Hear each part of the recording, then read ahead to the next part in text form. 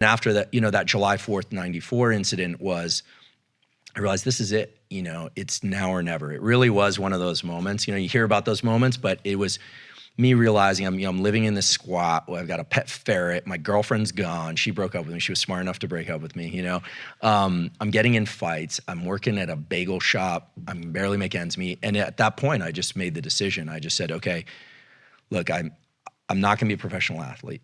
I think I'm pretty good at memorizing things. I think I have an interest in people.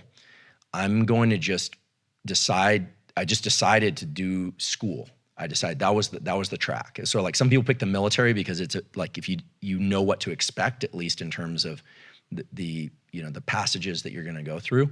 And for me, that was school. And so I decided to get back in school. I moved into a studio apartment by myself. I quit partying completely. I didn't go to parties.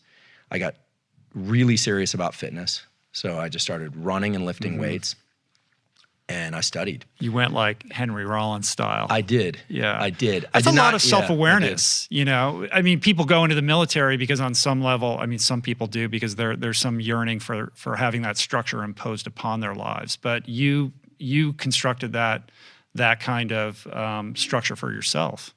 Yeah, I think I was really afraid. I think I was like, and these days, because my lab studies fear and I get into this whole thing around mindsets, people always ask me like, is it better to do something from a place of love or fear? Like, it depends. And at that point, fear was the best motivator for me. And I just basically worked like crazy. And it's interesting because I didn't have a mentor or someone to bring me to that. But once I started doing that, there was one professor in particular who took note. He was like, oh, you seem really interested in this stuff. And I was like, yeah, because he was teaching me about depression, schizophrenia, neurochemicals. I thought I was totally turned on by the world of neuroscience. It wasn't even called neuroscience back then, but this one guy, Harry Carlisle, he was teaching me about thermal regulation and how the brain works and how receptors in the skin relate to perceptions in the mind. And